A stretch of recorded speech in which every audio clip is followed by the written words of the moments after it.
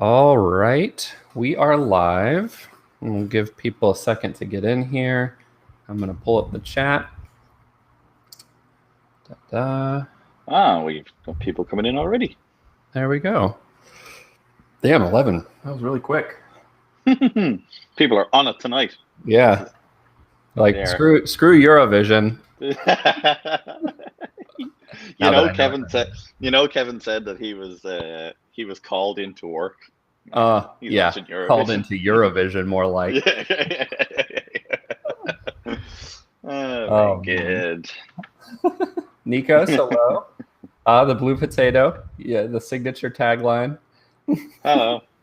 I had it on my cup a while ago, but it's faded into insignificance now. It's one of those cups that changes color. Like. Nice. You need to refill it. Yeah. More tea. Andrew, welcome.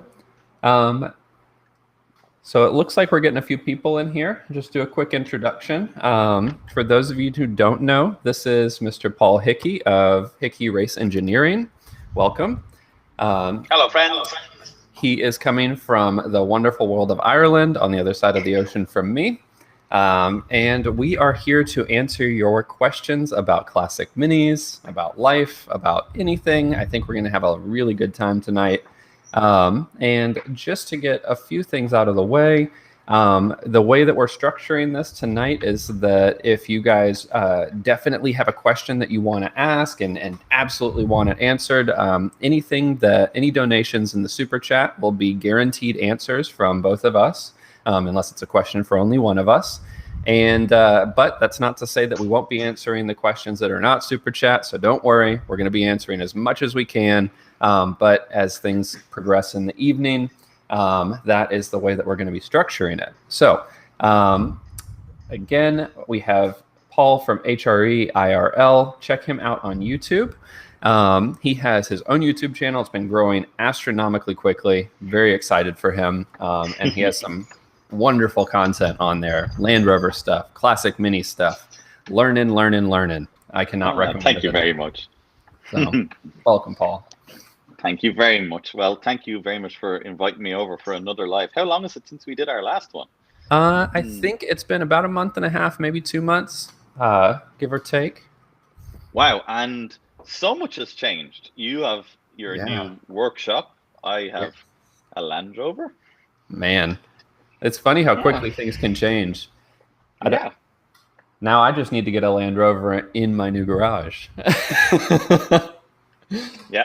We need to talk. That's what we need to do. We need to when this is over, right? We'll cruise to the wanted page. Oh yeah. Oh, yes. Oh, there we go. There we go. There you are now. Hello, everybody. Amazing.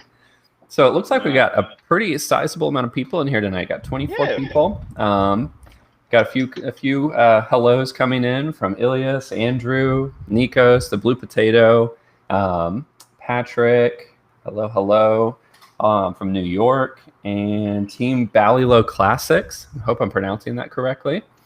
And then Ballyloch. Yeah, Loch. Yeah, Loch. As in, I've been saying it wrong this whole time. Yeah. Team Ballyloch Classic. Yeah, it's a good old Paddy name, that one. Oh man. Yeah. All right. Hello, everybody. All right, so we've got one statement here. Looking forward to hearing some talk about why the Mini needs to be started in neutral from Peter Miller. Peter Miller. What do you think about that? Do we start a Mini in neutral? Well, if you keep your foot off the clutch, so if you don't start your Mini in neutral, you've got to have your foot on the clutch. And if you put your foot on the clutch, because of the design of the Mini and the flywheel arrangement, you push the crank hard up against the thrust bearings, which adds significant amount of friction until such time as engine oil pressure builds up. So you're wearing your thrusts, you're adding more pressure, so the engine's more difficult to turn over, so you're putting pressure on your starter motor. And if you have an old pre-engaged or inertia reel starter, then you're going to add a lot of hardship to what is a non-permanent magnet starter. So yes, that's great tips. And for those, I actually have an illustration here I can show you guys. So is it any different for a pre-verto or a verto clutch, or are they going to cause the same amount of pressure, do you think? I think they'd probably be about the same. Maybe the pre-verto would be harder. The pre-verto, if it's set up correctly, I did a video on setting them up right. No, I'm joking. Check it out. If they're set up correctly, the very fact that you go over center on them, they become very much the same as the verto setup. So set up correctly, there's probably much of a muchness in it. I'd say marginally better on the verto, but when you look at badly set up pre-vertos, wow. Now you can put absolutely massive amounts of force onto your thrust bearings. Yeah. So yeah, I'd be inclined to say the Verto is more out of the box perfect by design, and I will do a video on it at some stage. But it is generally out of the box better. But when you see the pre-Verto stuff, yeah, you've seen how it can be, and it can cause problems. Yeah, I've always kind of colloquially called the Verto setups self-adjusting setups, almost because the pre-Verto setups, you have this this clutch arm, and that has to have a certain amount of preload on it that gets set out on that clutch. Whereas the Verto setups are literally just stick the slave cylinder on there and go. They're like that. They kind of self-adjust, all right. Yeah, but and to add onto that topic, the inertia starters that Paul was mentioning before, this is the strain that he was talking about on your actual starter here. So this is what gets thrown into your flywheel when it starts and spins the flywheel over, and having that additional strain on these starters. These things are big, honking, old, chunky things. Yeah, so those guys have permanent magnets in them, and they don't give, well, it's not fair to say they don't give good torque. They do give good torque, and the way they're geared, they're very good, but they have a finite amount of that torque. Whereas with the pre-engaged, obviously you've got electromagnets, so you've got this ability to just build up this massive amount of torque in an instant, and yeah, they're lighter and neater too. Huh? Yeah, I mean, you can see I'm lifting this one with one hand. The other one definitely took a little bit of energy to hold and lift. So, all right, what other questions do we have here? Oh, Blue Potato. Hello, Peter. I did not make that connection this whole time. My world is finally coming together. You've joined so many live streams that I didn't realize it was you, Peter. Oh, man.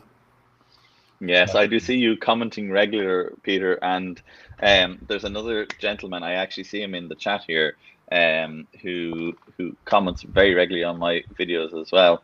And I get mixed up with the two of them because the Blue Potato, for my dyslexic eyes, I never read it right, because it's all together in one, and it always reads as something completely different than the Blue Potato. Oh, that's great. All right, we've got another question here.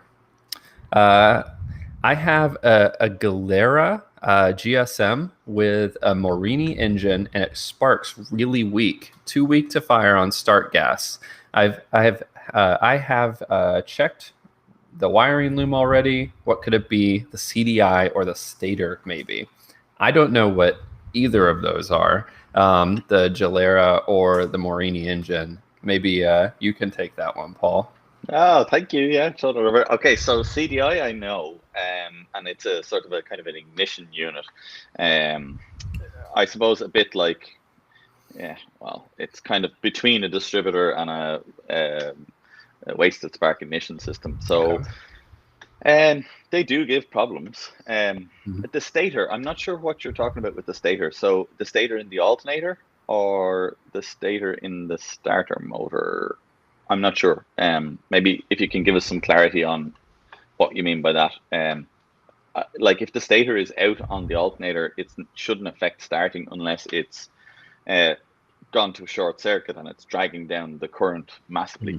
That is a possibility, but more than likely the CDS or CDI, should I say? CDS. There's a Volkswagen Audi. That's what they call their version of the CDI. Okay.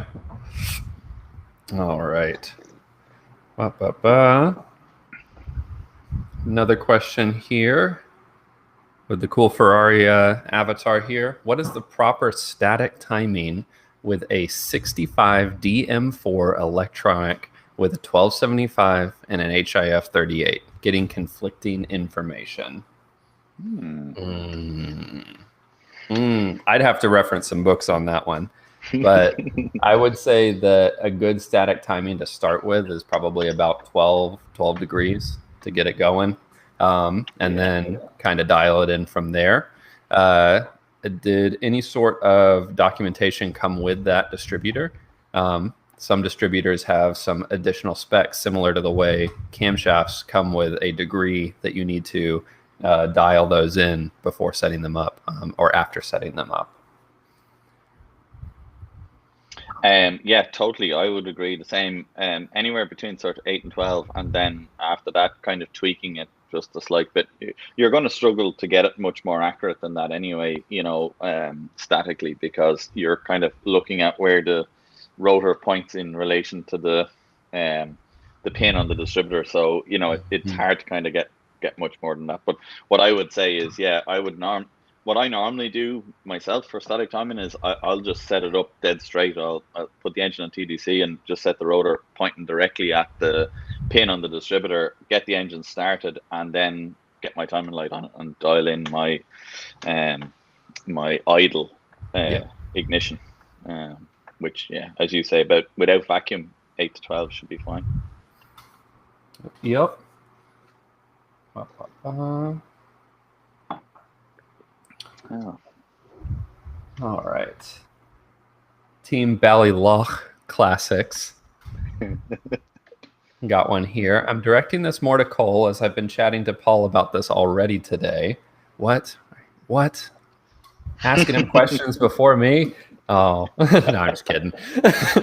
Should the section... Just because I can say lock correctly. Yeah. Should the section of the front panel on a Mark I Cooper S be black or body color? Hotly debated topic. So, the section of the front panel on a Mark I Cooper S. So, are you talking about trying to think of the panel you're referring to here? Is it the one on the front valance? Am I picking up that correctly from the two sides of the open engine bay across the front of the valance there, or a different front panel? I want to make sure that I know what you're talking about first.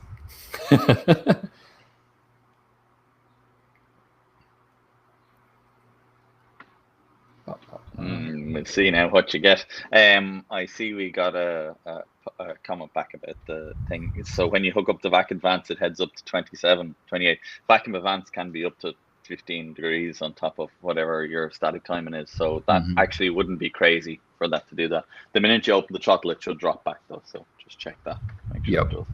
Yep. And when you're setting up the timing with when you're actually, after you finish your static timing and you are timing the engine with it running, you also want to make sure that that vacuum advance is disconnected, but also the vacuum advance is disconnected and plugged on those sides to make sure that you're getting a correct reading. At least that's the way I've always done it. Feel free to correct me there, Paul.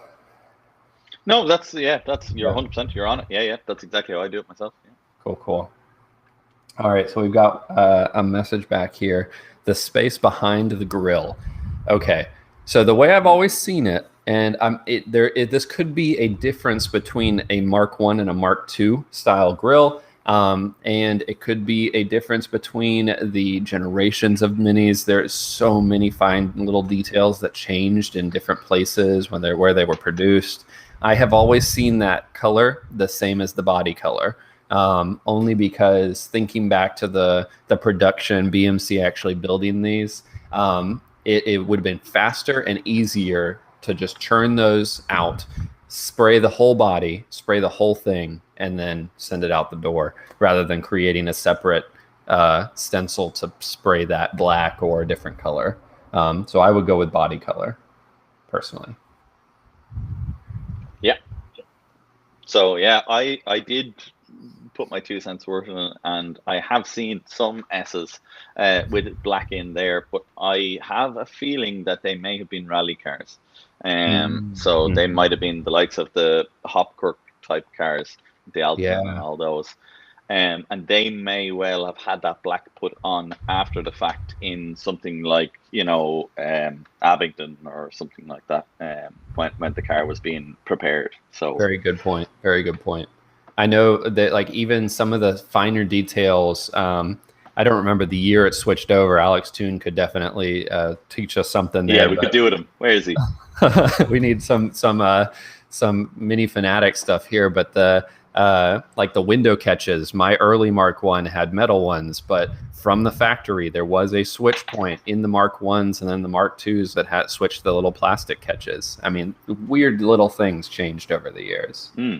Totally.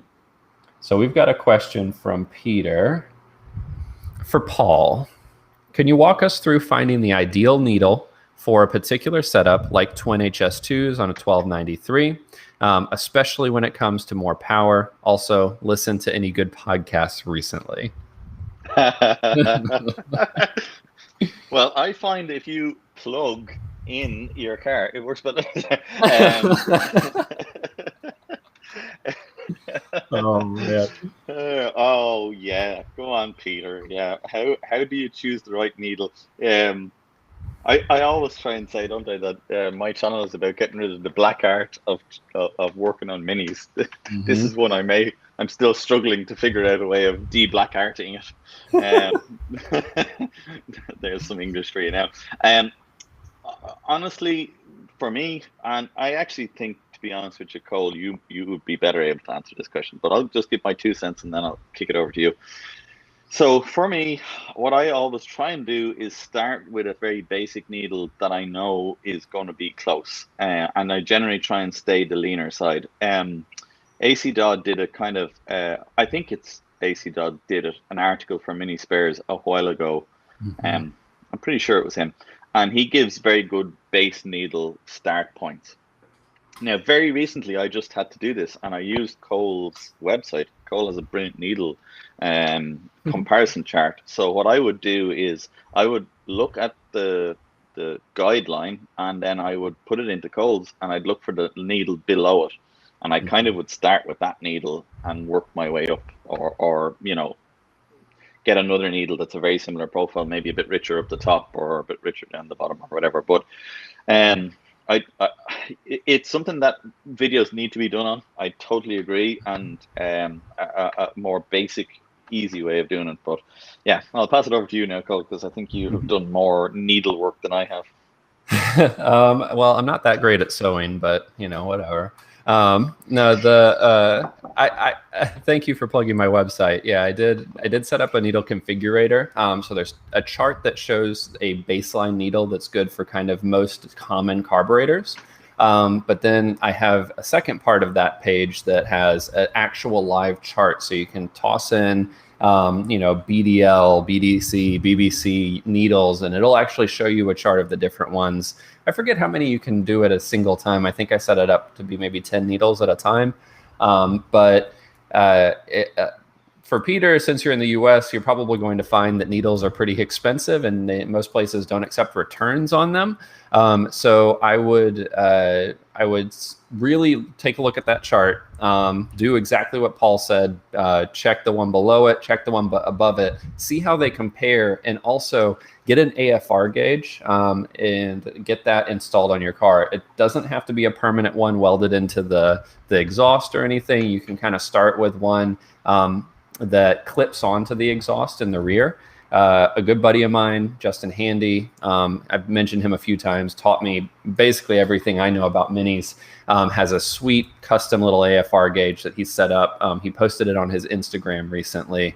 It's jhandy59 on Instagram. And that is a great tool for getting kind of a good close reading on your fueling. I'm just hurriedly taking down Handy. I Instagram sounds cool. Oh yeah, you're gonna love it. Yeah, he's a really cool guy. All right. Let's see here. So we've got one on sparks here from Ilias. How would you guys try to diagnose a weak spark after checking fuses, wiring loom connections, and putting in new spark plugs? I have some ideas. I can start if you'd like me to. Yeah, go for it. Okay. So one thing I really, really like to do, I like numbers. I like backing up things with numbers. I like figuring out the values on things. And what I would do is go through the full ignition system. If you've already done, the fuses and the wiring loom, I would really start from the connections all the way from where they go into your ignition coil through the leads to your distributor. Make sure your distributor cap's good and centered and clipped on correctly. I don't know how old your ignition leads are, but you can also measure the voltage across some of these lines. So the voltage going into your ignition coil. And I would strongly recommend picking up a multimeter. It doesn't have to be one like this. It can be very simple, just budget right out of the auto parts store, and measure those voltages across those lines, and it'll give you an idea of where you might be seeing a voltage drop, where you might be seeing a difference in the values, and I think that could help a lot. But really, there's not a lot of complexity to the ignition system. From what I think, I mean, it's really ignition coil, 12 volts going to the ignition coil increasing the resistance on that and creating a higher ohm rating inside those leads going into your spark plugs, and boom, you've got spark. So it's got to be something in between those if you're getting 12 volts to the ignition coil. Yeah, absolutely. Sorry, my connection dropped a tiny bit. Did you say resistance? I missed that. I did. Yeah, measuring the resistance from across your ignition leads from the ignition coil to the distributor, or anywhere else. What do you think? Yeah, so the only other check that I would do is between the positive and negative of the coil, just to see what internal resistance is on the coil. And then I would also check between the negative side of the coil and the high tension output. Yep. Typically across the coil, you should see 4 to 6 ohms. Well, 3 to 6, unless you've got one of those like igniter coils. That'll be 1.5, I think. Yeah, I think that's right. And then like 1500 to 3000 maximum between negative and the center of the coil. And that can kind of diagnose your coil. But yeah, like you said, 12 volts to the coil, and low resistance on your leads, and you've got a good connection, you should be fine. Let's see.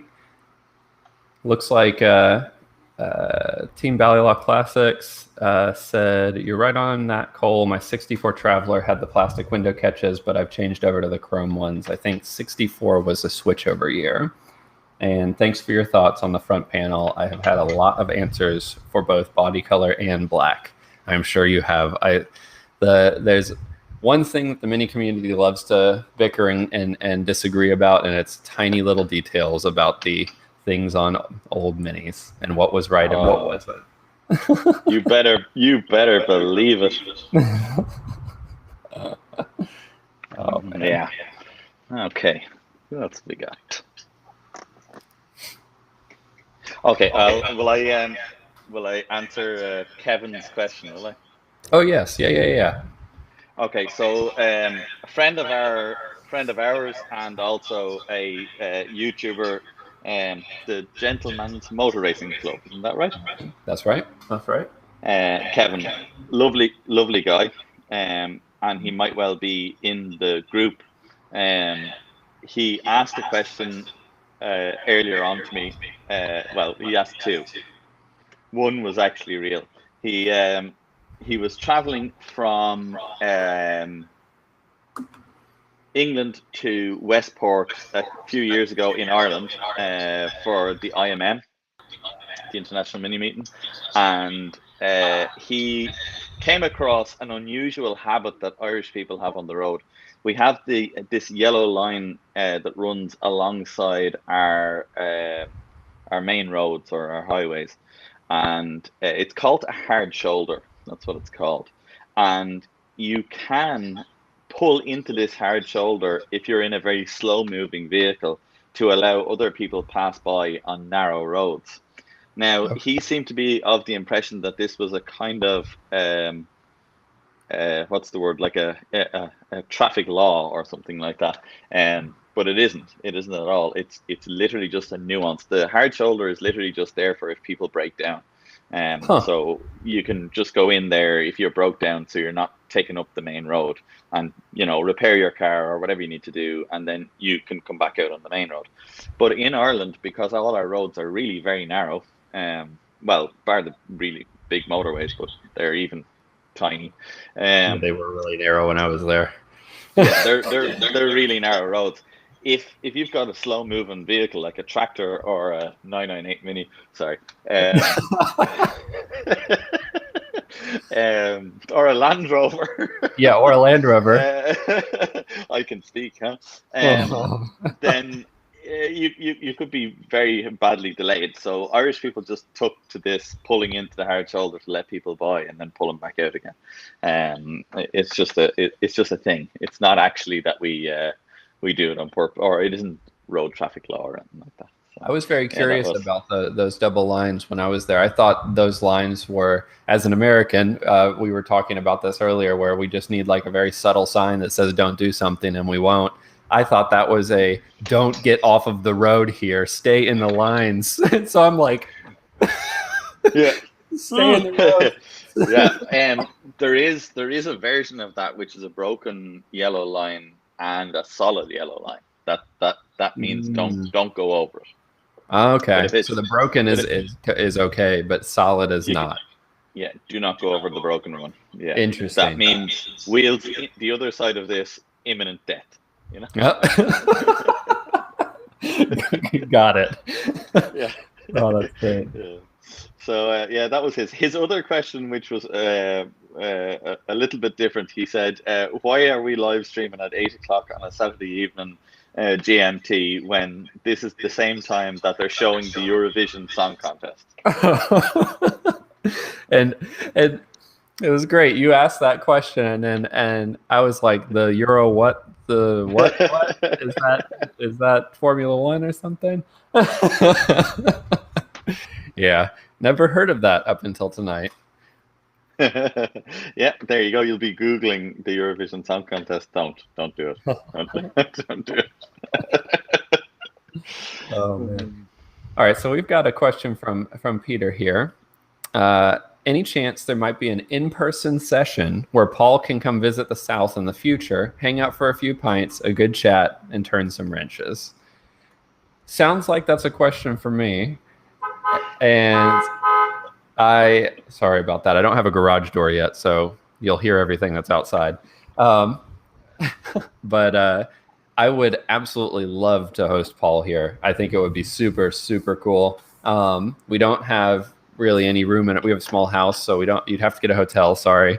But I would take you all over the Blue Ridge Mountains. I'd show you the South. I'd show you everything. We'd have an amazing time. I think you make that sound like something that I couldn't turn down. I think we already had a little sort of conversation at some point in time in the recent past where we said, I think once the thing that shall not be named settles down completely and international travel is a bit more realistic, I think we'll definitely organize it. And I'm long overdue a visit to the United States of America. So yeah, I think I will come see you guys if you'll have me. That would be wonderful. It is settled. When you come, we'll receive. Awesome. We will be there. Oh man. Maybe I think I might have just told everybody the wrong Instagram name for my buddy. I'm just gonna look it up here real quick to make sure. Whoops. Oh man. Oh, I got it mixed up. I got it transposed. It's 59 J Handy. He has some really cool mini stuff. He also is big into Volvos. Like 90s Volvos, things like that. I mean, I'm sure he likes modern Volvos too, but he's got a amazing the wagon. It's no,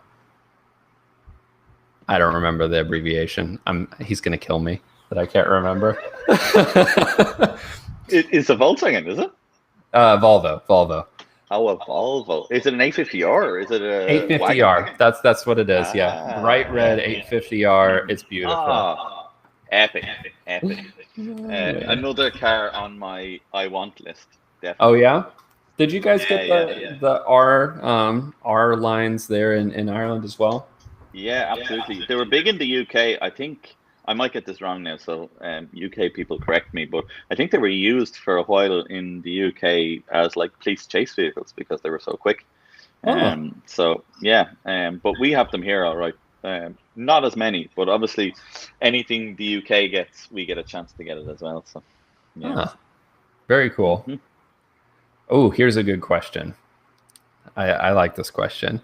Good evening, Paul and Cole. When fitting a 12G 295 Cooper head to an A+ 998 engine, what would be the best pistons to use?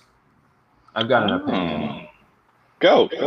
Yeah. Okay, so it's really important that you kind of do the math around your compression ratio because I think it's pretty easy to get to overpressurize the cylinders.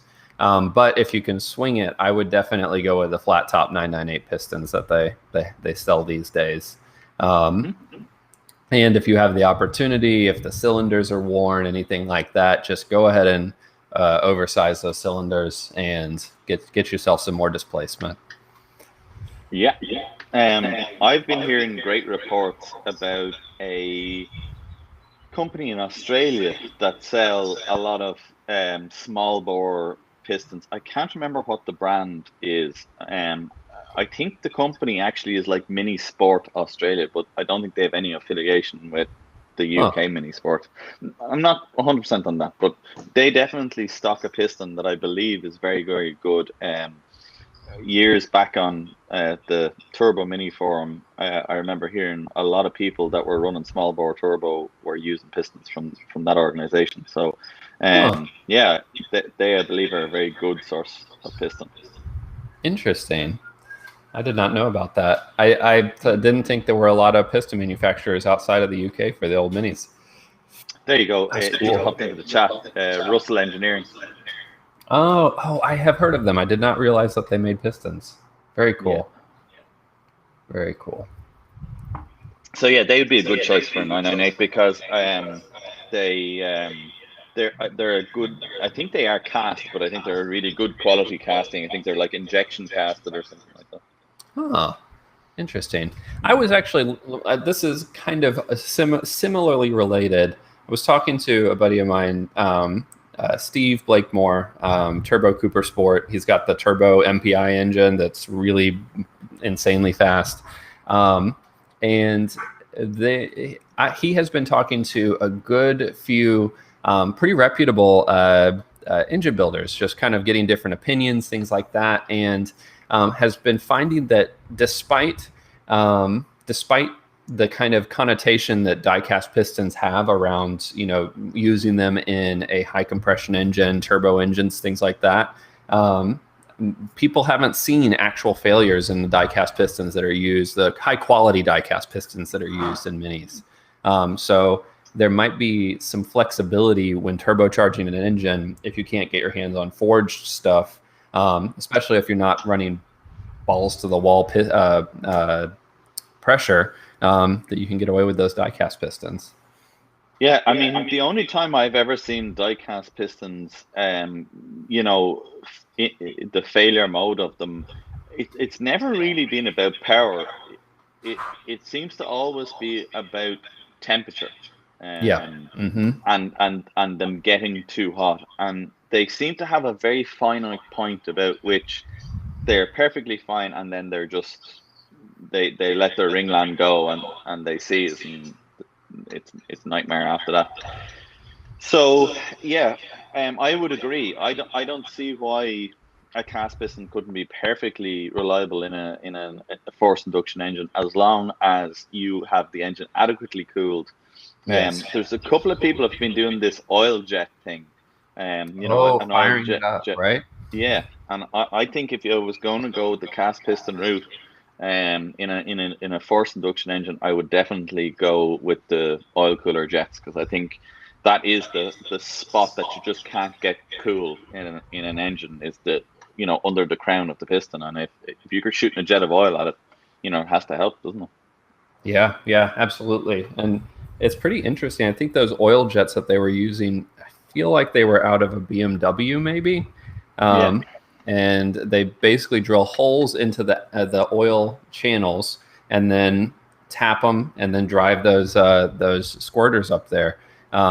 It does. I am curious if you do something like that, if it would lead to more oil blow by though. I I don't know if it would or not.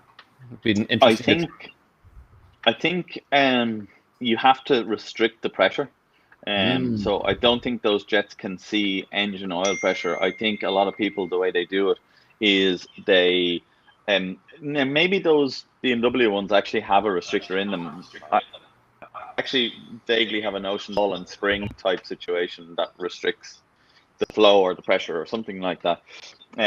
So yeah, I think if huh. you're just shooting direct engine oil pressure, I'd be with you. I think you could probably increase oil consumption to a point, which of course increases the chances of detonation as well, because the more oil you get in Yeah. your combustion chamber, the more chances of detonation you have. So, Yep. Especially on high um, compression engines, that's always the mhm, the risk, the challenge. yeah. So let's see what else we got here. Looks like Mini Performance has joined. Hello, hello. Um, da-da. Here we go. Another one from Ilias. Tips to keep minis that live outside in decent condition. Sadly, can't park it indoors. It's parked on my dirt driveway. Would a car cover do any good in terms of rust prevention or make it worse? Um, have you had to store a car outside, Paul? All the time. Yeah, same here. Yeah, yeah. There's a lot of cars that live outside here, because we're very tight for space. So yeah, I do cover cars, especially in the very rainy periods. But I tend to try and take the covers off them as much as I can as well, just to try and let Mhm. them breathe. I think the idea of like kind of sealing them in, and um, roping them so that the cover is really tight on them is not a good idea, I don't think. Yeah, I I think. would agree with that. They sell these. So for when I bought my Mini, I lived in an apartment, had a big parking deck, and it was kind of covered there. And then we moved into a house, and it parked the car out on the street. Wrong pipe. Parked it out on the street, and it lived there for almost 2 years. And I didn't cover it, but had I covered it, I would have done exactly as Paul said. Um, they sell these really cool covers that almost look like a fan, and they fan out over the Mini, or over whatever car you're Oh. covering them, and they have a small metal frame in. I mean, it's like a tent, it's not very fancy, Hmm. and it keeps it off of the body of the car. I think that's what I do, but I also drove it a lot, so that I think that helps a lot. If it's sitting there a long time, I think it's going to accumulate rust a lot faster with a Yeah, cover. yeah, I totally agree. Da, da, da. Looks like William Murfitt has joined. Hello. Oh, here we Hello, William. go. Mini Performance. He said those jets only open above 45 psi. Yeah, I knew there was something with that spring and ball. So yeah, they only open them at higher pressures. Oh, that's interesting. So obviously they're not worried about high oil pressure, or well, the jet being under a lot of pressure. Interesting. All right. Here's one. I've completed the running end of a Cooper S test unit, or Cooper S unit, not test unit, in the Traveler, so ready for good service and an oil change. Would you recommend any specific oil brand or type tuned for a 1293 Castrol R? Question mark. I do love the smell of Castrol R. But it isn't. I certainly wouldn't run it in a road going Mini, because it just doesn't suit the gearboxes, to be honest with you. When it gets contaminated with fuel, which it invariably will, in the way a Mini runs, it seems to break down very, very quickly. And I know a few people that have run Castrol R before and have seen really weird gear failures where the gears themselves have broke down, and you get this terrible pitting starts happening in the gears, and the oil pressure, the oil film actually is breaking down between the teeth of the gears as they mesh. I think I would agree. I think the oils that I use, I think this is something that's parroted by a lot of people. It's that high zinc content, or using a zinc additive if you don't have a high zinc oil available.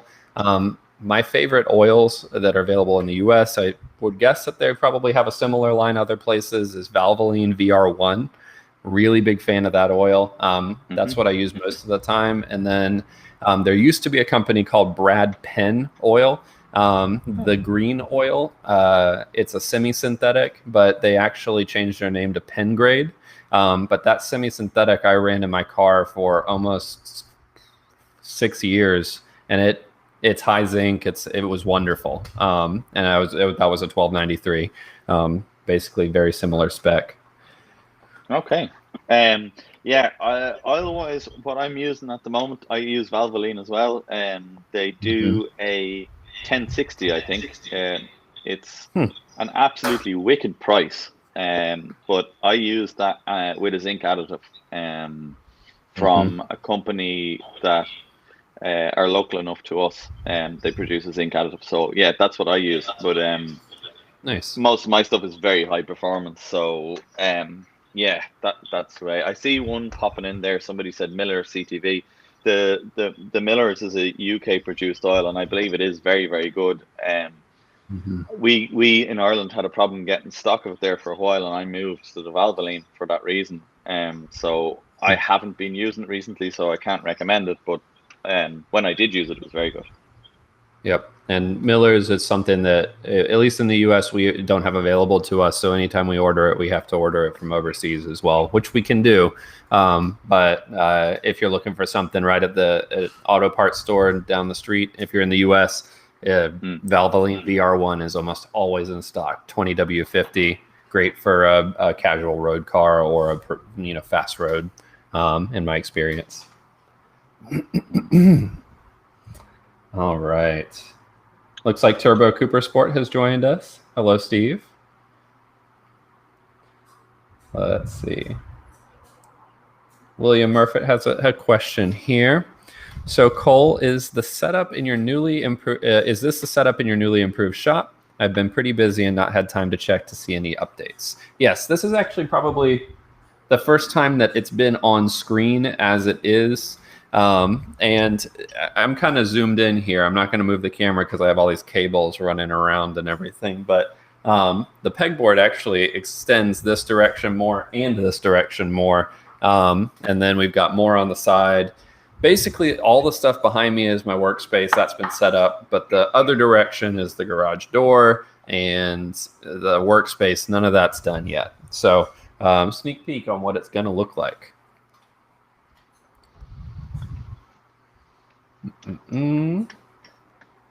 Okay. What's we got? Got a few suggestions here. VR1 is an amazing oil to run in the A series. I just wish they made it in 10W40. Halford's 2050, Motorway 2050. If few good suggestions here. I'm not familiar with Motorway. I wonder actually, the name of the green oil that you were talking about. What did you say that was? Yeah, they it used to be called Brad Penn, and they switched it to Penn Grade. Pen grade. Yeah. I see an oil here made by a company called, I think it's Coma, which is also a green colored oil, and I wonder if it's like a rebrand for the European market or something. It used to be made by Duckham's. Duckham's made it originally, but they they disappeared. And yeah, Interesting. it's kind of Coma, I think, is the brand. Yeah, it's Yeah. like kind of, it's almost a British racing green color, right? Yeah. Yeah, I wonder if it's the same stuff. Kev from the Gentleman Motor Racing team just joined. Hello, Kev. Hello, Kevin. I answered your question already. You'll have to listen back. You missed the answer. But he has another question. I have a couple of Magic Wand gearboxes with 850 blocks. Would the gearboxes cope with a mild 1275? Interesting. It depends on what gear kit is in them, Kevin, and from what year they are. If it's the old 3-synchro gear kit, they struggled with 850 power, to be honest with you. Yeah. So I'd be inclined not to use them. The gears are actually fine. It's the input pinion bearing where it joins the main shaft. It's tiny. It's only I think it's Imperial. It's like 12 millimeters. And if you look at the later cars, that's up at 14 and then 18 millimeters. So yeah, if it's those really early ones, they even have bronze balk rings. Well, it's actually not a balk ring; it's a kind of a clutch ring. They don't really do balk rings. So no, I would not put them on a 1275. But if it's the slightly later 850 Magic Wands from sort of, I think 68, 69 on that kind of era, when they're still might even be 3-synchro, but they definitely have the better balk rings and stuff. You'll see them; they have a balk ring rather than that bronze ring. They're okay. They do pretty all right. I completely agree with all of that. I concur. Yeah. The shifter itself, actually, I've seen some folks, and I know this is not technically correct, but you got to do what you got to do in places that don't have a lot of spare parts. I've seen people who want to keep the Magic Wand, but for reasons of keeping the interior of the car the same, and just taking the Magic Wand selector and the diff output housing and putting it on a remote shift housing, which technically those are machined together with your carrier race inside, but you might be able to get away with it. Your mileage may vary, but you can put that on a later style remote shift gearbox if you're wanting to try and take that risk. Someday I will do a video of a gearbox I built, and I've yet to actually put it on an engine. But I had a notion. I had a jackknife 4-speed dog gear kit kicking around in my workshop for a while. Just laying around. Yeah, just lying there. I had it. I bought like a bulk load of them a few years ago from a guy who raced Miglias, and they changed from the jackknife over to a Quake or something like that, and he had a few of them and I took it. But I decided that I would to a 4-synchro remote, and then got the notion that, hey, what about if I built it into a 4-synchro Magic Wand? And how cool would that be to have a Magic Wand dog box? I don't know that anyone has done it yet, but I actually have it built and it does work. But I've never put it in a car or put an engine in it. So we need to see this. We definitely need to see this built. Yeah, I'll do a video of it one of these days. I love those old Magic Wands. I mean, man, they are. They leave room to be desired in terms of their shifting feel, but they're fun. They're Can I fun. say they actually are the only gearbox that shifts worse than the gearbox in my Land Rover. That's saying something. That's a big leap. Saying a lot. That's a lot. Oh my gosh. Here's one for you, Paul.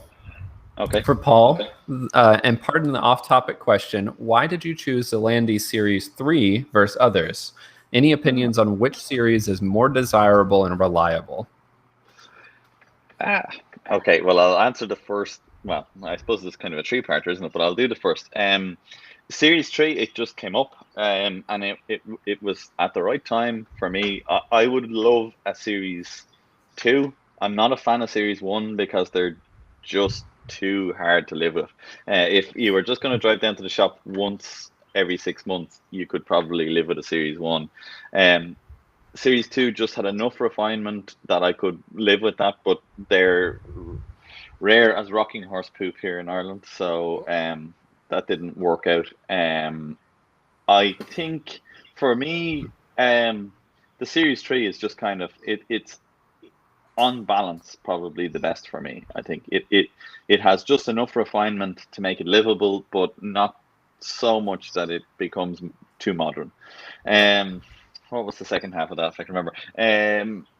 Oh, about the desirability. I think any of the earlier series are the most desirable. I think that's for sure. I'm not sure about the States. I think it might be a little bit different in the States.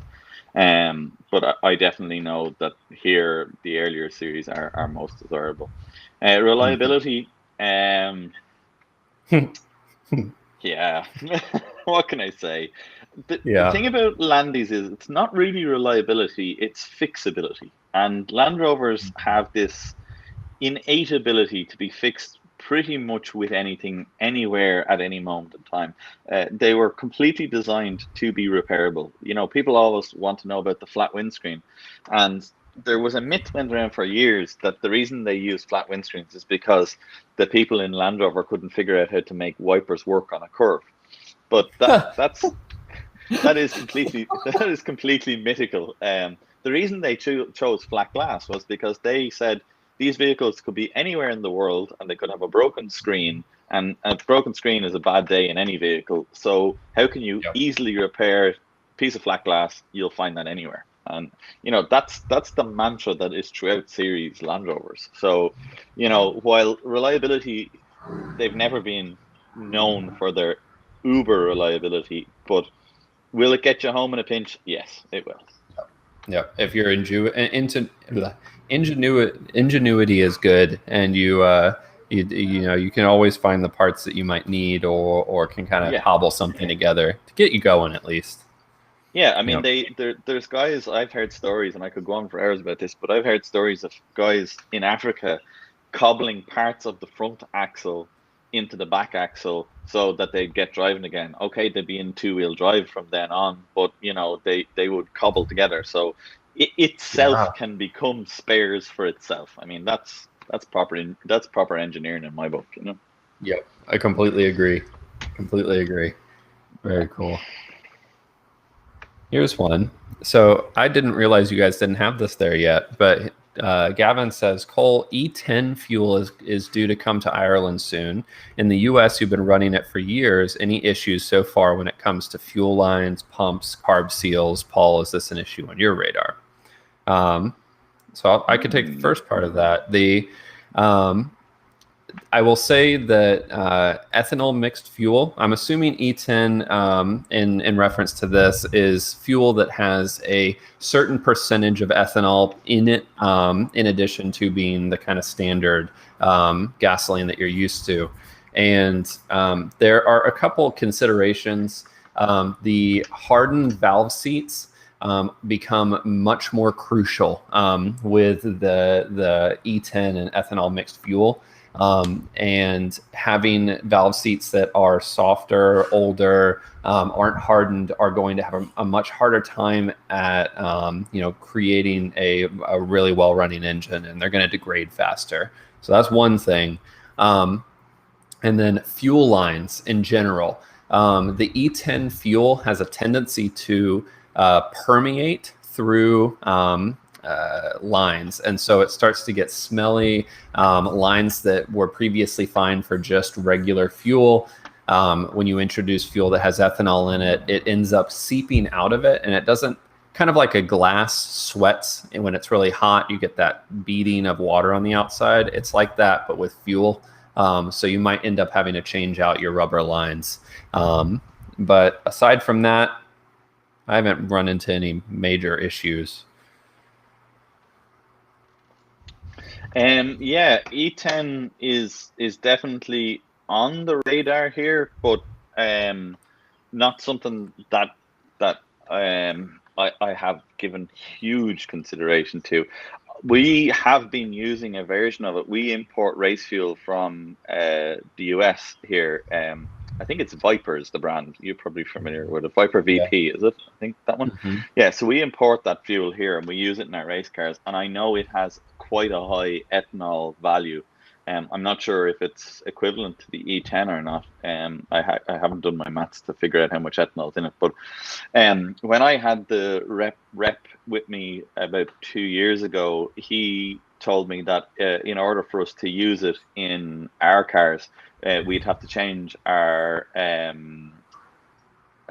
fuel lines for the PTFE lined fuel lines, and Yep. we had to change all the seals in the carburetors for, I think it's called Viton seals. You know, they're that kind of green Yes. color as opposed to the sort of black, rubber seal. I don't know Mhm. what those black ones normally are, but yeah, we changed to those green Viton seals, and we changed all our fuel lines to the PTFE and the air equip. And he said, if you have that, it'll be fine.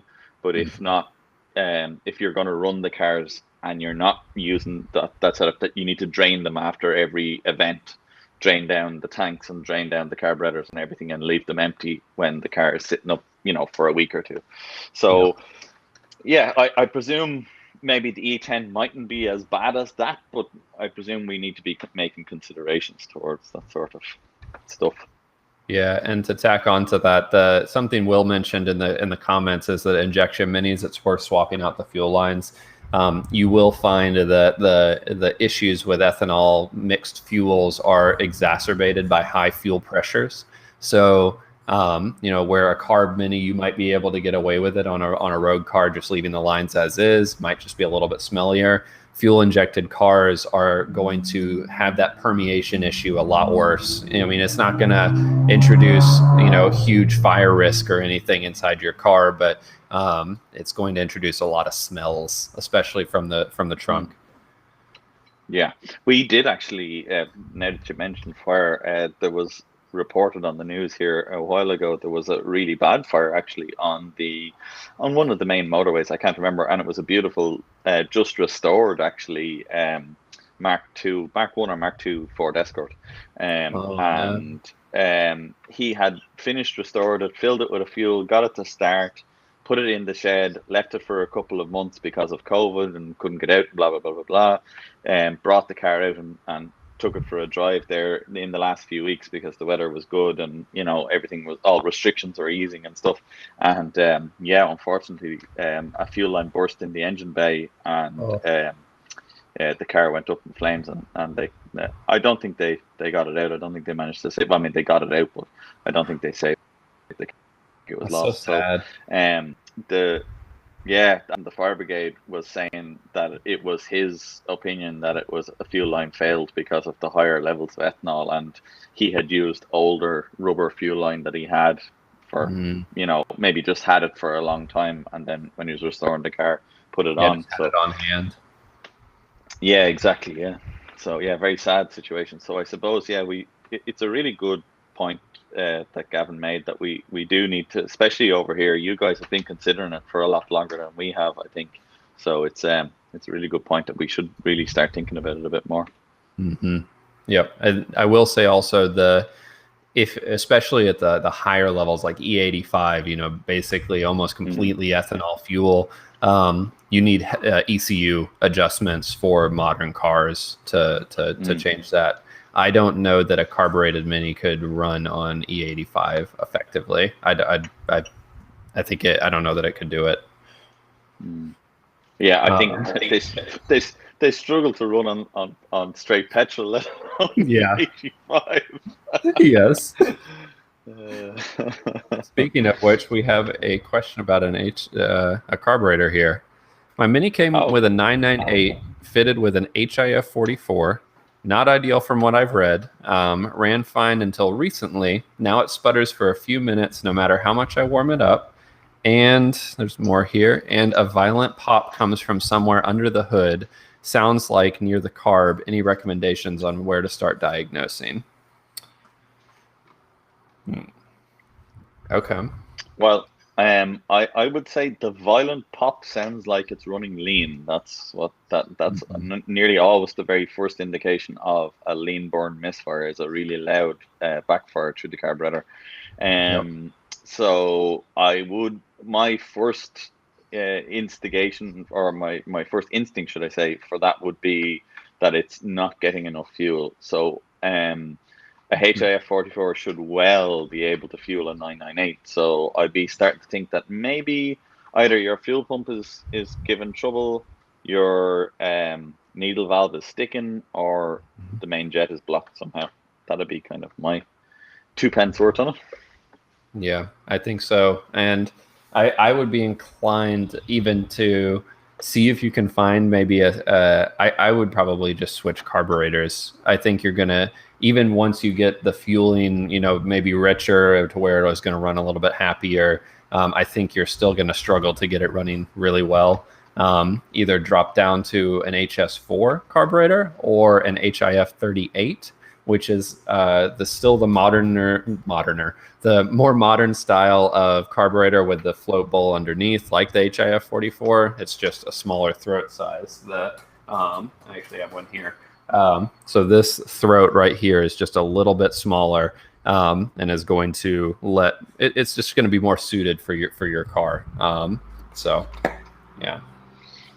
I mean, my absolute favorite would be the HS4 for 998s. It's just a dinger of a little carburetor. If you can get the HS4 with a floating needle, to me, it is the ultimate carb for a 998. Those HIF 38s are very good, though, in that set. They are very good, and they're very reliable. But the needle choices, they're a bit more straightforward, I think, with the HS as opposed to the HIF. They're there. You can still get them, but Yep. I agree. The HS4 is also more period and correct for the car in terms of the look. Yeah. Oh man. Well, how long do I have you here, Paul? We've been on here for about an hour. Wow, an hour already. Yeah. And I'm down to stick around. We've got more questions coming in. I'm game. I have no problem here. Yeah, we're chilling here. So yeah, wow, 9 o'clock. Holy God, that just flew by. Wowee. Isn't that crazy? It's great, isn't it? People are still asking questions. So yeah, we'll keep chatting if you're comfortable. Yeah, absolutely.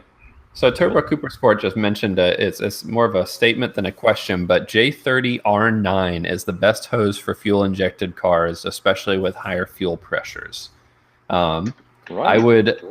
I would lean on Steve on this one a lot because he's done his research on those fuel lines. I know he's pined over it for quite some time.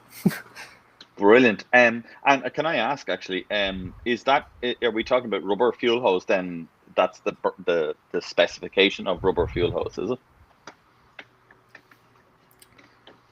Put that out there to the ether. Yeah, see what he says. Yeah. All right, we got one from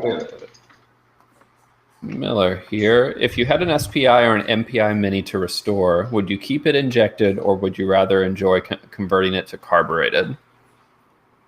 That's a great question. Yeah, you answer that one first. I'm curious to see what your opinion is. Well, my opinion is weighted, and that is because here, with the way our cars are tested, it's the National Car Test in Ireland is what it's called. They will hold your Mini to a very high standard for emissions, and pretty much without that fuel injection system, it's almost impossible to get them to meet that emissions. Any aftermarket fuel injection system I have tried that's out there, I've really struggled with. Whereas the MEMS rover system seems to manage it somehow. I don't really know, but that would be why I would lean that way. If I wasn't affected by if that didn't affect my train of thought, then I would be inclined to say I would move away from MEMS because the tunability is very, very limited, I think. Mm-hmm. So that would be probably what I would say. Yep. I would parrot that only from the outlaw American standpoint, where we have no laws and we do whatever we want. No, I'm just kidding. I would probably keep it fuel injected, but and this is with that caveat that there are no laws that are governing this choice, and switching it to a more modern ECU. Probably like a Haltech ECU paired with a nice newer specialist components throttle body or something similar to that. I think that you could have a lot of fun and pull out quite a bit of additional power out of just a naturally aspirated SPI or MPI Mini. And you've already got the kind of the fuel pressure you need. You've already got the kind of supporting modifications you need in those fuel injected cars. Yeah, totally agree with that.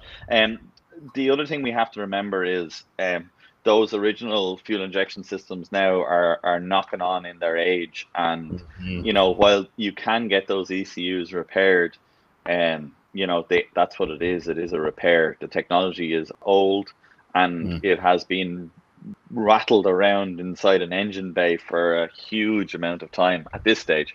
So, I think being able to buy a more modern ECU with better potting and just overall better technology and components, I'd be with you on that. I have no problem with fuel injection in a Mini. I have worked on loads of them, and they can perform incredibly well. But yeah, I think the MEMS is sort of seeing its day now, and we're going to see that getting phased out probably fairly soon, I imagine, in a lot of Minis. Mm-hmm. Unless some wizard rebuilds the ECU and puts them out there. But also, I'm sure that's not something that would be cheap.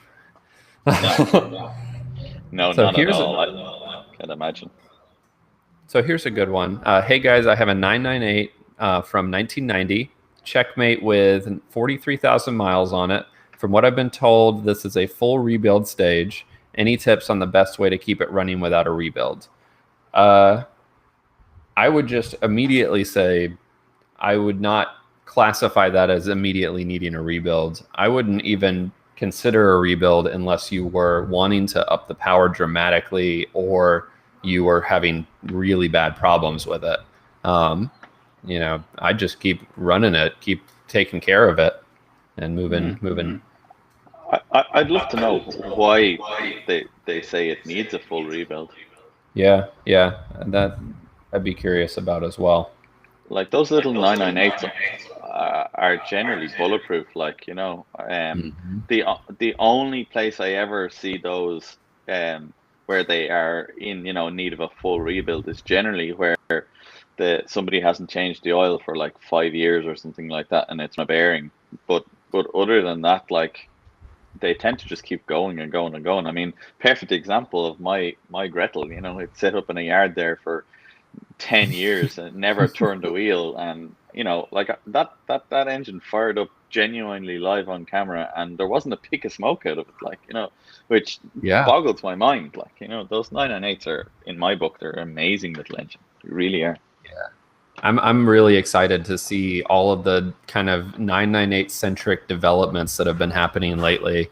With 1275s becoming more and more difficult to find, people have been focusing that energy on 998s. And as you said, they are wonderful engines. I did a Super 998, with the higher flowing head, pocketed the valves and everything. Pocketed the block and everything. And that thing revs just wonderfully and does a really, really great job keeping up in the mountains, up and down, the hills and mountains and passes and all that stuff. I love the 998.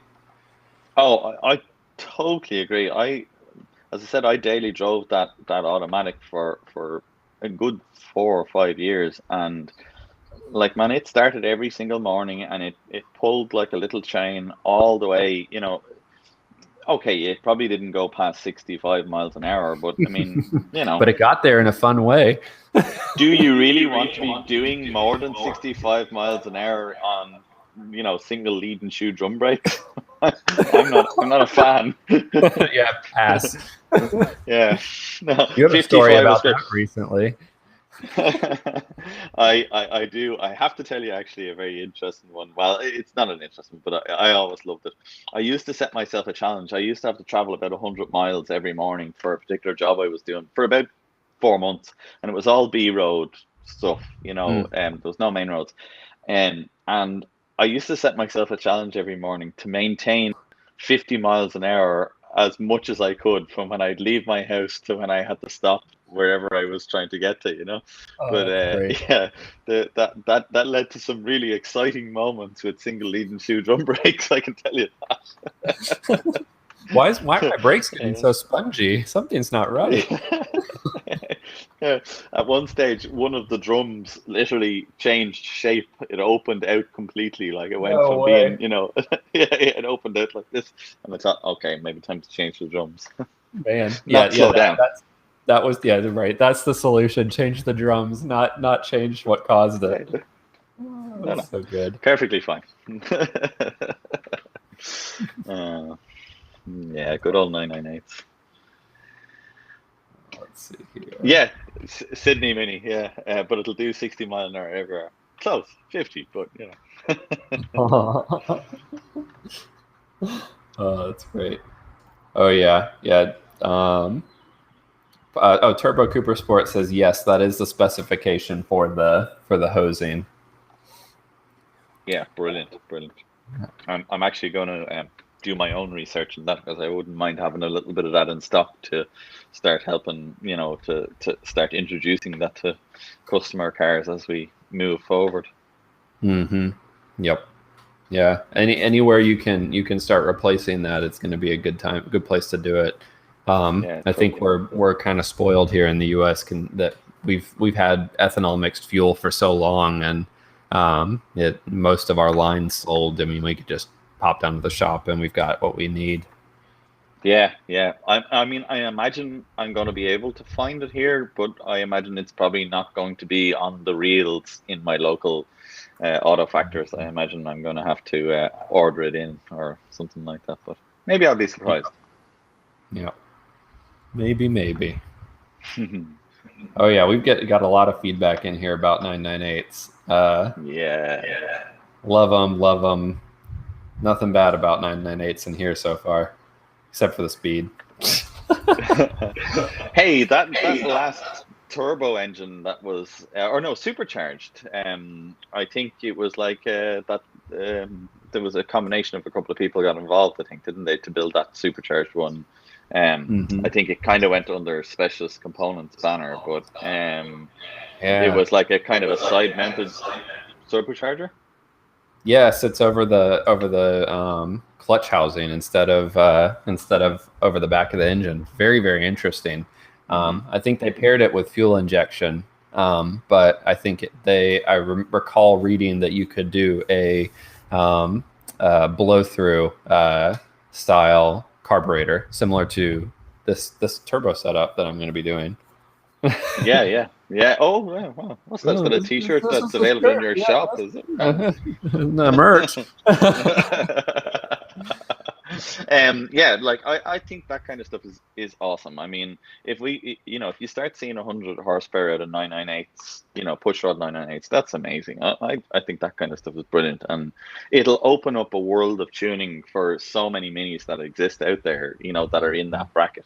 And as you said, take some of the pressure off the 1275, the lack of 1275 engines that exists out there, and boost up the 998s. I think it's great, and I think people are actually going to find a new level of reliability they didn't know existed, because 1275s are inherently a stressed engine. They're bored to the point where their bores are all very, even in standard bore format. The block isn't as stable as a 998 block is, so yeah, absolutely. Yeah, I think it'll be great, and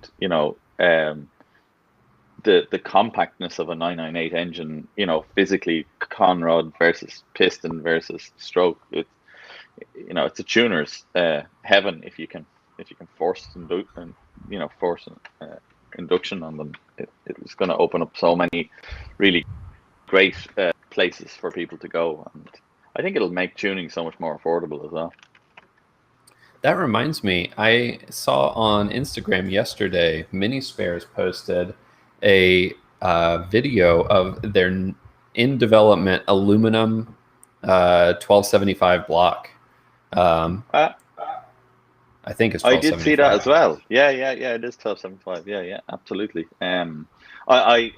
I heard tell of this a while ago, and I'm sure there's lots more people much more in the know than I am. But I heard that they had some very positive feedback from the first couple of tests. So I'm interested to see where this goes. An aluminium A series block, I suppose it has limited potential because it's pretty much only going to be for the people tuning, and I say pretty much only going to be for people tuning. I know that's actually the biggest market in minis, but it will all depend on the price point, won't it? Yeah, if they can make it affordable. I am curious if they made any sort of optimizations in the original castings of the block. So did they more intelligently route the oiling system? Did they introduce stronger cylinder walls that they're in some way, with just those kinds of things? I'm curious. There's a very interesting development going on at the moment. I don't know if you're following it, but it's the guy, I'll get the name wrong, it's something engineering, but he is developing a 5-bearing A series engine. Yes. It might be something like Ascot Engineering. Oh, there's Siri. Be quiet. Yeah, it's like, I think it's like, gosh. I think it's like Ascot Engineering or something like that. But yeah, he's developing that. But one of the things I love about the block he made was it has a wet liner system, which, it's a steel liner in it, it's a wet steel liner, which, is a system that I think would be phenomenal in A series world to bring up stability and also lighten the block massively, I'm curious, that one, I've only seen maybe one or two posts on that. I'm not as familiar with that, but I have seen some stuff pop up. I'm curious if they're going to be able to keep that price point at a attainable, and then on top of that, what crank are they going to be able to put in there? Are we going to be able to use the standard cams that we're used to, or other stuff? So I'm curious. Is an interesting time to be in the mini world. Yeah, I could see how the 5-bearing could spiral in cost very quickly. All right, All right. Oh, here's a question about the garage. I can't let that one go unanswered. Oh yeah, definitely. Now that you'll have more space in the new garage, will there be a second Mini added to the classic Mini DIY fleet? I am, mental state-wise, I am very, very tired. After the construction of this garage, there was a lot to it, and it's still in progress. That said, my future plans might not include a second Mini. They're always going to include my Mini, but they might include something else similar to something that the guest that is with us tonight owns. I'll let you guys fill in the blanks, but that once my Mini's done, I'd like to enjoy it, drive it for a while, but then I would definitely like to take on another project. Yeah. Yeah, I wonder what that could be. Who knows? I haven't been texting him pictures of vehicles that exist over here in Ireland that could be shipped. No, for dramatically cheaper prices. I don't know what you're talking about. No, no. We'll just be. I just jumped in on it. You talked about one a while ago, and I was like, well, I'll just go and get one. No. Oh yeah, I'm just gonna pop down the street where they're just everywhere. They're growing on trees. Yeah, but you could pop down the street and get another dream of mine, which is, a big Chevy truck or a big Ford truck. Oh man, if I had a nickel every time I saw a big Chevy or a big pickup Yeah. truck drive down the street, I would be able to buy 3 minis. Yeah, literally, you would not believe what one of those goes for here. Like it's unbelievable the price. Yeah. Even 80s Ford F-150s. You would not believe the money they could sell for here. Oh yeah, you can go to most junkyards here, and like the '80s F-150s. I'm sure you could pick one up for maybe 2-3 grand, which is what, 2,000 euro, something Sure, like yeah. that. I mean, not much at all. No, you wouldn't see change out of 15 grand here. Oh my lord, I can't. So yeah, but with the same thing, we can go down the road. Now, in fairness, Land Rovers have changed in the last few years. They've in Ireland anyway, the value has just gone through the roof. But yeah, I don't know. You want what you can't have, isn't it? Yeah, that actually that is what it boils down to. That is what it boils down to. I mean, there's so many cool, hatchbacks and wagons that you guys got that were just never produced here. And like most people don't even know what they are, and that kind of stuff, man, is great. Yeah. Here's one for you, Paul. Whoops, put my computer to sleep there for a second. Paul, what were the SUs off in your last video? They weren't off a Triumph or a Rover, MG, Rolls-Royce. There was a bit of debating. Okay, so there has been a lot of debate. I'm going to give you one clue, and I think that's as much as I'll give away on this one. I'll give the answer to the next one. They're MG. Oh. They're off an MG. Tune in next time. Subscribe to his channel to find out. Next video on carburetors, I'll give away the exact MG it is, but I think people will be able to figure it out. There isn't that many V8 MGs out there, right? Oh man, I don't know if you guys got them actually. I'll off camera we'll chat about this. Yeah, off live. Anyway, Patrick calling me out. I thought the wife wanted a Fiat 500. Yes, she does. She does, and that is definitely still on the radar. A Fiat 500 is even smaller than a Mini, so maybe I could do both. I don't know if she's watching the live stream right now. You were talking about getting a lift, weren't you? So you could put the Mini up on the lift and park the Fiat 500 underneath. Yeah, there you go. And the oil from the Mini will keep the Fiat from rusting. Yeah, exactly. And you if you make friends with Gavin O'Sullivan, he was in the chat here.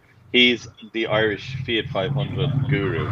So yeah, he'll help you out with picking out a nice one. So yeah, I think I see Haley coming in there. Yeah, you and Gavin make friends, and he'll point you in the direction of a good Fiat 500. Oh, that's great. Let's see. Here's one for you, Paul. How difficult would it be to swap from a right-hand drive to a left-hand drive when it comes to the hardware? Oh, in a Mini? Greetings from Sweden, by the way. Missed that last bit. Oh, yeah.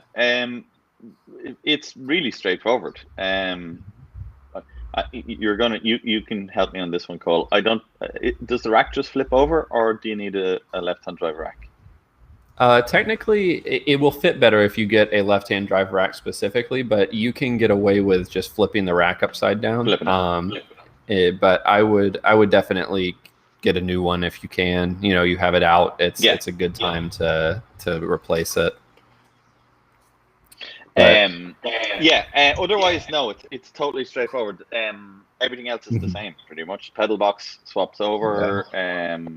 Master cylinders, the holes are all there, so it just pops straight in. So yeah, it's really straightforward. And going from right-hand drive to left-hand drive, you will need longer clutch and brake lines. So the lines that are coming off of the master cylinders when you move that over. And also, actually, it does actually get a little complicated now that I'm thinking about it.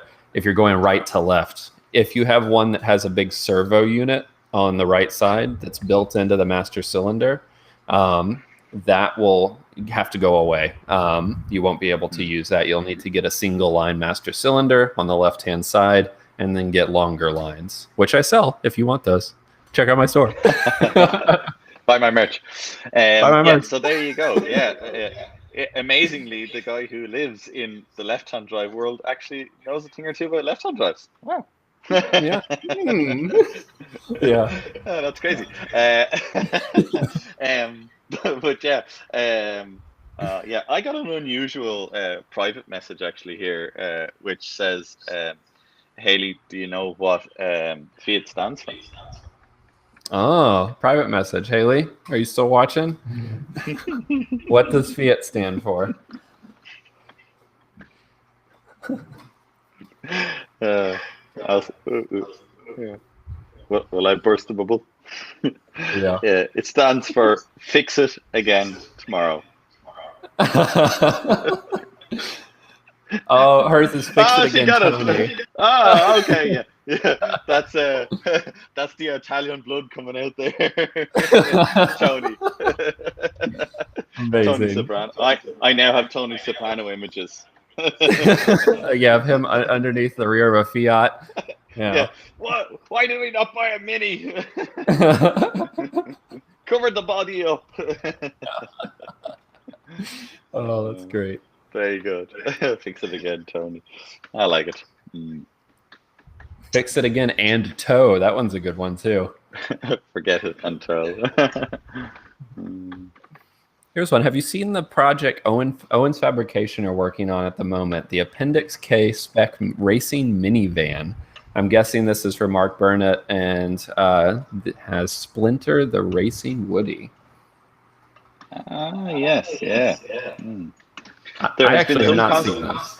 Yeah. There's been some consternation as to what is on the front of it, whether it's a clubman van or a round nose van. There's been some consternation about that. Oh.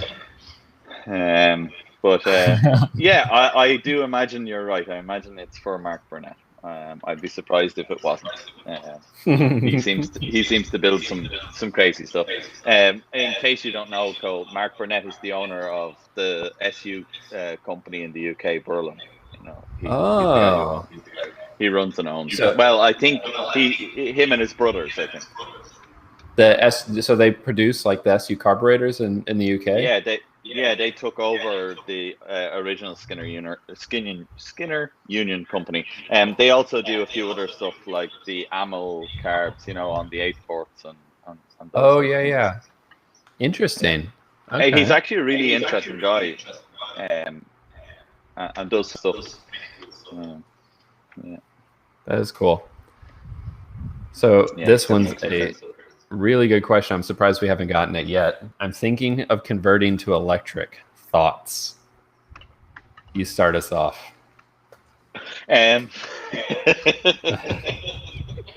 I think I know what your opinion is.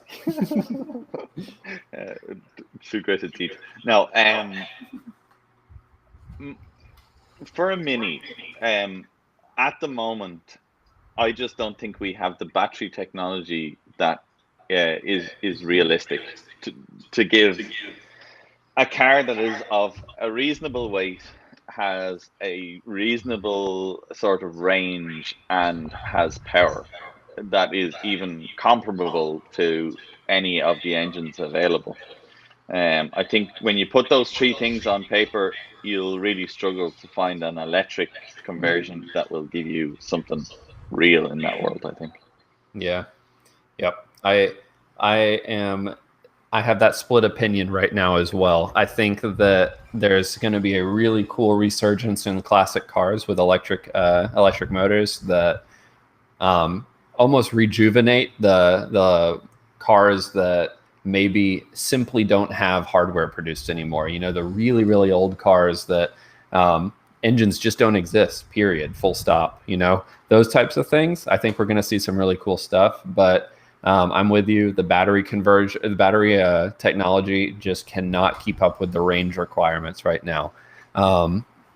Until like if you kind of get down in the nitty gritty of some of these companies that do electric conversions now, you look at their ranges, and almost all of the smaller cars and even some of the larger cars don't have a range much above 150 miles or so, which I think is about 210 kilometers, something like that. Yeah. And I think yeah, it's not realistic for me. I looked at there's a really cool Instagram channel for Land Rovers. It's vintage, cool and vintage or something like that. I know you know it, Cole. awesome. It is awesome. And yeah, the guy actually who runs that channel, I'm not 100% sure. I heard this from secondhand, but I believe he actually just set up that Instagram because he just wanted to put up really cool pictures of Landies, and then it became this thing. But he did a review recently about even conversions for Land Rovers, and like that, even in that size of a vehicle, they were still talking about 2,500 kilometers range, which, like, when you boil that down into a Mini, I can just imagine the car is full of batteries. That's all I can imagine. Yeah. You know? Yeah, the whole boot's full of batteries. It changes the weight distribution. It kind of, you know, Minis are a particular thing. Yeah. And to go electric right now at the moment, I just have this fear that you'll lose all that is Mini about the Mini. I think. Yep. That sort of go anywhere, do anything, you know, cheap, cheerful, fix, you know, have fun. Tinker. I feel like all that would go away. Yeah.